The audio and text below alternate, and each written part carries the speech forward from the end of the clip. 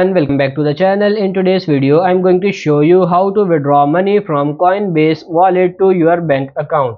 It's really simple and easy. First of all, you just have to open your Coinbase and sign in to your account. Then you need to simply click on transfer button in the bottom right corner of your screen, and as you can see we have the option of transfer funds to your bank. Simply click on it.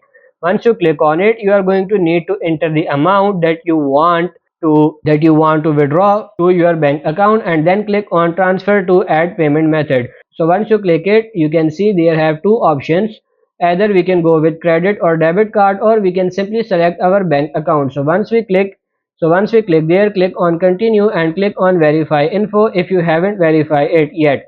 But once you do so, you are just going to need to enter your bank account details and confirm the transaction. So that's pretty much it for this video. I hope this video was helpful. If it is, like it and subscribe to the channel. Thank you.